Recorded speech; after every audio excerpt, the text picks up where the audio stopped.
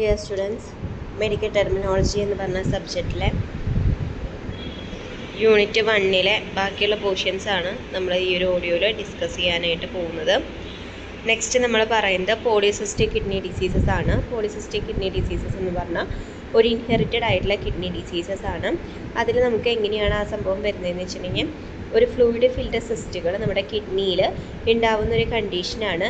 ഇതുവഴി നമുക്ക് chronic renal failure വരാനായിട്ടുള്ള chances ഉണ്ട്. ഈ സിസ്റ്റുകൾ എന്ന് പറയുന്നത് നമുക്ക് ക്യാൻസറസ് ആവാനായിട്ടുള്ള ചാൻസസ് ഒന്നും തന്നെ ഇല്ലെങ്കിലും നമുക്ക് കുറേ വർഷങ്ങൾ കഴിഞ്ഞിട്ടുണ്ടെങ്കിൽ നമുക്ക് റീനൽ ഫെയിലിയേഴ്സ് ഉണ്ടാവാനായിട്ടുള്ള ചാൻസസ് ഇവിടെ ഉണ്ട്.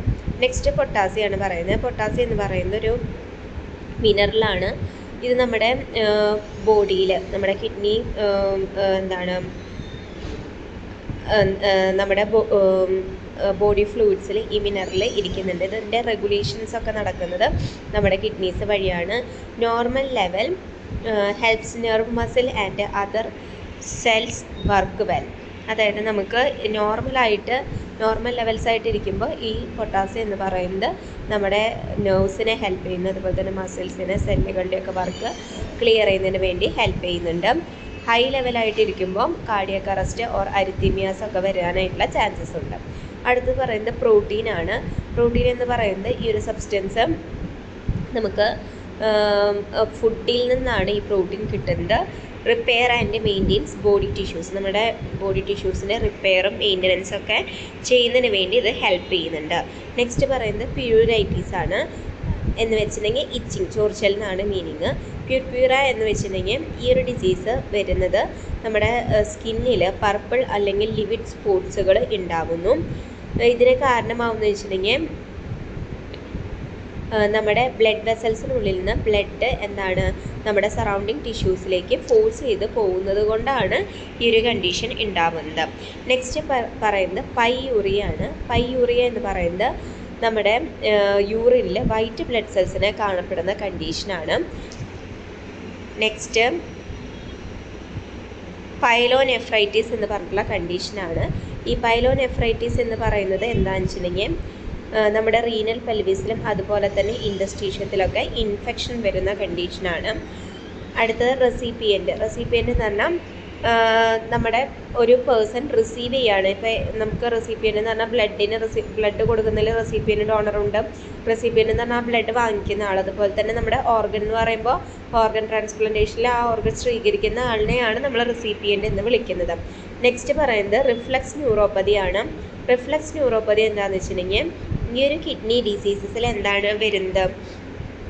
Back flow of urine from the bladder up the ureters into the kidney tissues. അതായത് ഇതൊരു കിഡ്നി ഡിസീസാണ്. ഇതിന് കാരണമാവുന്നത് നമ്മുടെ യൂറിൻ്റെ ബാക്ക് ഫ്ലോ വരുന്നത് കൊണ്ടാണ്. അതായത് നമ്മുടെ ബ്ലാഡറിൽ നിന്ന് നമ്മുടെ യൂറിറ്റേഴ്സ് അങ്ങനെ കിഡ്നി ടിഷ്യൂസിലോട്ട് തിരിച്ചൊഴുകുന്ന ഒരു കണ്ടീഷനാണ് വരുന്നത്. നെക്സ്റ്റ് റീനൽ ആർട്ടറീസ് ആണ്. റീനൽ ആർട്ടറീസ് എന്ന് പറയുന്നത് നമ്മുടെ rise as the fifth branches of the abdominal aorta and supply blood to the kidneys. അതായത് നമ്മുടെ അബ്ഡോമിനൽ അയോട്ടയിലും fifth branches of abdominal aorta and supply blood to the kidneys. ആ ഒരു കണ്ടീഷനാണ് എന്ന് വരുന്നത് റീനൽ ആർട്ടറീസ് എന്ന് പറയുന്നത്. പിന്നെ റീനൽ കോർട്ടക്സ് എന്ന് പറയുന്നത് area of the kidney that contain all the glomeruli and portion of the tubules. അതായത് നമ്മുടെ കിഡ്നിയുടെ ഉള്ളിൽ വരുന്ന ഗ്ലോമറുലയും അതുപോലെ തന്നെ and portions of the tubules, അതിനെയാണ് നമ്മുടെ ട്യൂബ്യൂൾസിൻ്റെ ആ ഒരു പോർഷനുമാണ് എന്ന് പറയുന്നത്. റീനൽ കോർട്ടക്സ് എന്ന് പറയുന്നത് ആ ഒരു ഗ്ലോമറുലയും അതുപോലെ തന്നെ ട്യൂബ്യൂൾസിൻ്റെ ആ ഒരു ഭാഗമാണ് എന്ന് പറയുന്നത് റീനൽ കോർട്ടക്സ് എന്ന് പറയുന്നത്. നെക്സ്റ്റ് റീനൽ ഫെയിലിയർ എന്ന് പറയുന്നത് നമ്മുടെ കിഡ്നിയുടെ ഫങ്ഷൻസ് ലോസ് ചെയ്യപ്പെടുന്ന കണ്ടീഷനാണ്. റീനൽ ഇൻസഫിഷ്യൻസി എന്ന് പറയുന്നത് എന്താണ്? നമ്മുടെ റീനൽ ഫങ്ഷൻസ് ഡിക്ലൈൻ ചെയ്യുന്നു. അതായത് ഒരു 25% നമുക്ക് കുറവ് വരുന്ന ഒരു കണ്ടീഷനാണ്. നമ്മുടെ റീനൽ ഫങ്ഷൻസ് ഡിക്ലൈൻ ചെയ്യുന്ന ഒരു ഘട്ടമാണ് റീനൽ ഇൻസഫിഷ്യൻസി എന്ന് പറയുന്നത്. Normal average GFR of 25 to 30 ml/minute. ഈ ഒരു കണ്ടീഷനിൽ നമ്മുടെ ഗ്ലോമറുലർ ഫിൽട്രേഷൻ റേറ്റ് 25 മുതൽ 30 ml/minute ആവുന്നു. നെക്സ്റ്റ് റീനൽ പെൽവിസ് എന്ന് പറയുന്നത് ഇതൊരു ഹോളോ സ്ട്രക്ചറാണ്. ഇതിൽ which is an extension of the upper end of the ureter. ഇവിടെ എന്താണ് സംഭവിക്കുന്നത്? അപ്പർ എൻഡ് ഓഫ് ദ യൂറിറ്ററിൽ എക്സ്റ്റെൻഷൻ സംഭവിക്കുന്ന ഘട്ടമാണ്. നെക്സ്റ്റ് റീനൽ സ്റ്റോൺസ് എന്ന് പറയുന്നത് ഇതിനെ നമുക്ക് കാൽക്കുലേറ്റ് അതുപോലെ തന്നെ നെഫ്രോലിത്തിയാസിസ് എന്നും നമുക്ക് പറയാം.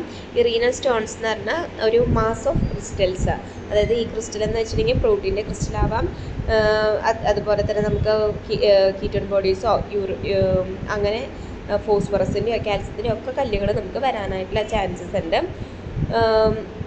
നമ്മുടെ യൂറിനറി ട്രാക്ട് ഒബ്സ്ട്രക്ഷൻസ് ഒക്കെ മൂലം, നമ്മുടെ യൂറിനൊക്കെ കെട്ടി നിൽക്കുന്നത് മൂലമൊക്കെയാണ് ഈ ഒരു റീനൽ സ്റ്റോൺസ് നമ്മുടെ കിഡ്നീസിൽ ഉണ്ടാവുന്നത്. നെക്സ്റ്റ് റെനിൻ എന്ന് പറഞ്ഞ ഒരു എൻസൈമാണ്. ഇത് പ്രൊഡ്യൂസ് ചെയ്യുക, അതുപോലെ തന്നെ സെക്രേറ്റ് ചെയ്യുന്നത്, അതുപോലെ തന്നെ സ്റ്റോർ ചെയ്യുന്നത് ആരാണ്? കിഡ്നീസ് ആണ്. മെയിനായിട്ടുള്ള ഇതിൻ്റെ ഫംഗ്ഷൻ എന്ന് വെച്ചിട്ടുണ്ടെങ്കിൽ നമ്മുടെ ബ്ലഡ് പ്രഷറിനെ റെഗുലേറ്റ് ചെയ്യുന്ന ആളാണ് റെനിൻ എന്ന് പറയുന്നത്. നെക്സ്റ്റ് റെനിൻ ആൻജിയോടെൻസിൻ സിസ്റ്റാണ്. ഇതൊരു മേജറായിട്ടുള്ള ഹോർമോണൽ റെഗുലേറ്റർ ആണ്. നമ്മുടെ റീനൽ ബ്ലഡ് ഫ്ലോ നടത്തുന്നതിൽ ഒരു റെഗുലേറ്ററായിട്ട് പ്രവർത്തിക്കുന്ന ആളാണ് റെനിൻ ആൻജിയോടെൻസിൻ സിസ്റ്റം എന്ന് പറയുന്നത്. which can increase systematic arterial pressure and thus changes renal blood flow. ഇത് എന്ത് ചെയ്യുന്നു? ഇൻക്രീസ് സിസ്റ്റമാറ്റിക് ആർട്ടീരിയൽ പ്രഷർ, നമ്മുടെ ആർട്ടീരിയൽ പ്രഷറിനെ ഇൻക്രീസ് ചെയ്തിട്ട് and thus change renal blood flow. Next septicemia എന്ന് പറഞ്ഞാൽ the presence and persistence of pathogenic microorganism or their toxins in the blood which affect the body as a whole. Septicemia എന്ന് പറഞ്ഞിട്ടുണ്ടെങ്കിൽ presence and persistence of pathogenic micro organisms, അതായത് നമ്മുടെ ബ്ലഡിൽ micro organisms ഉണ്ടാവുന്ന, അല്ലെങ്കിൽ പത്തോജനിക് ആയിട്ടുള്ള മൈക്രോ ഓർഗാനിസംസ് ഉണ്ടാവുന്ന ഒരു കണ്ടീഷനാണ് സെപ്റ്റിസീമിയ എന്ന് പറഞ്ഞ കണ്ടീഷൻ. അപ്പോൾ ഈ ഒരു കണ്ടീഷനിൽ നമ്മുടെ ഈ ഒരു ബാക്ടീരിയാസൊക്കെ റിലീസ് ചെയ്യുന്ന ടോക്സിൻസും നമ്മുടെ ബോഡിയിൽ അല്ലെങ്കിൽ നമ്മുടെ ബ്ലഡിൽ കാണപ്പെടുന്നതാണ്. നെക്സ്റ്റ് സോഡിയം എന്താണെന്നാണ്. നമ്മുടെ സോഡിയം എന്ന് പറയുന്നത് മിനറലാണ്. നമ്മുടെ ബോഡി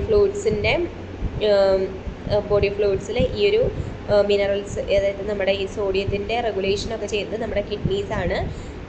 ഇത് നമുക്ക് effect the level of water retained in the body tissues, അതായത് നമ്മുടെ വാട്ടർ റിട്ടൻഷനെ എഫക്റ്റ് ചെയ്യുന്ന അതായത് സോഡിയം കൂടുതലാണെന്നുണ്ടെങ്കിൽ നമുക്ക് വെള്ളം കൂടുതലായിട്ട് കുടിക്കാനായിട്ട് നമുക്ക് തോന്നാറുണ്ട്. അപ്പോൾ നമ്മുടെ വാട്ടർ ലെവലിൻ്റെയൊക്കെ അതിൻ്റെ കാര്യത്തിലൊക്കെ ഉള്ള ആളാണ് നമ്മുടെ സോഡിയം എന്ന് പറയുന്നത്.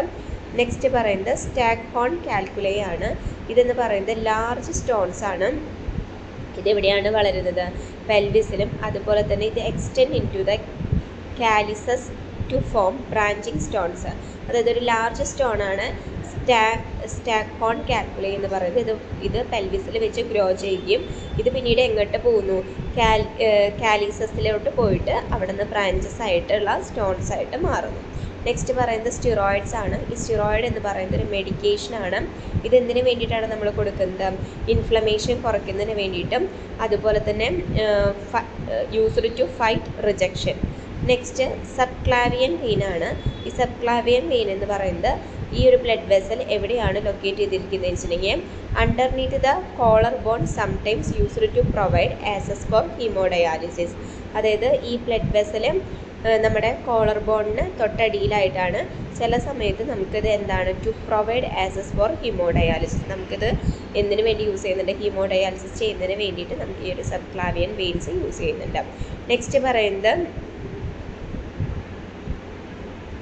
ടിഷ്യൂ ടൈപ്പിംഗ് ആണ്. ടിഷ്യൂ ടൈപ്പിംഗ് എന്ന് പറഞ്ഞാൽ ഈ ഒരു പ്രൊസീജിയറിൽ നമുക്ക് എത്രത്തോളം നമുക്ക് കോമ്പാറ്റബിൾ ആണ് അതായത് നമുക്ക് procedure to determine the degree of compatibility between lymphocytes of donor organ and a recipient. അതായത് നമ്മൾക്ക് ഒരു ഓർഗൻ ട്രാൻസ്പ്ലാന്റേഷൻ നടക്കുമ്പോൾ നമ്മുടെ ഡോണറിൽ നിന്നുള്ള നമ്മുടെ ഓർഗൻ നമ്മുടെ റെസിപ്പിയൻ്റെ ശരീരം ആക്സെപ്റ്റ് ചെയ്യണം. അതിന് വേണ്ടിയിട്ടാണ് നമ്മൾ എന്ത് ചെയ്യുന്നത്? നമ്മുടെ ഈ ഒരു കോമ്പാറ്റബിലിറ്റി ടെസ്റ്റിൽ ടിഷ്യൂ ടൈപ്പിംഗ് ചെയ്യുന്നത്. അതായത് നമ്മുടെ ലിംഫോസൈറ്റ് സെല്ലുകൾ കോമ്പാറ്റബിൾ ആണോ എന്നറിയുന്നതിന് വേണ്ടിയിട്ടാണ് ടിഷ്യൂ ടൈപ്പിംഗ് ചെയ്യുന്നത്. നെക്സ്റ്റ് ടിഷ്യൂ എന്ന് പറയുന്നത് നമ്മുടെ സെൽസ് കൂടിച്ചേർന്നിട്ടുള്ള ഒരു മാസ് ഓഫ് സെൽസിനെയാണ് എന്ന് പറയുന്നത് നമ്മൾ ടിഷ്യൂസ് എന്ന് പറയുന്നത്. ഇപ്പോൾ എക്സാമ്പിൾ പറയുന്നത് ബ്ലഡ്, നെർവ്സ് ആണ്. ട്രാൻസ്പ്ലാന്റ് എന്ന് പറഞ്ഞാൽ ഒരു ഓർഗൻ നമ്മൾ ഒരാളിൽ നിന്ന് മറ്റൊരാളിലേക്ക് മാറ്റി വയ്ക്കുന്ന ഒരു ശസ്ത്രക്രിയനെയാണ് എന്ന് പറയുന്നത് ട്രാൻസ്പ്ലാന്റേഷൻ എന്ന് പറയുന്നത്.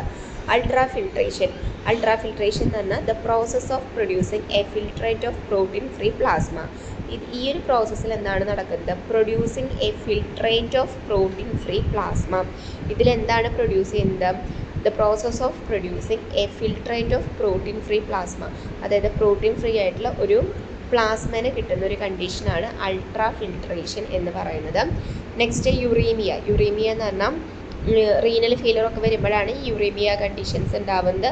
അതായത് നമ്മുടെ യൂറിനിൽ ധാരാളമായിട്ട് യൂറിയ, അതുപോലെ തന്നെ എന്താണ് elevated blood urea and creatinine levels accompanied by fatigue, anorexia, nausea and vomiting. ബ്ലഡിൽ ധാരാളമായിട്ട് യൂറിയ, ക്രിയാറ്റിൻ ലെവൽസ് ഒക്കെ കൂടുക. ഇതിൻ്റെ ഫലമായിട്ട് നമുക്ക് നല്ല ക്ഷീണം തോന്നും, അനോറക്സിയ കണ്ടീഷൻസ്, ഛർദി, വൊമിറ്റിംഗ് ഒക്കെ ഉണ്ടാവാനായിട്ടുള്ള ചാൻസസ് ഉണ്ട്.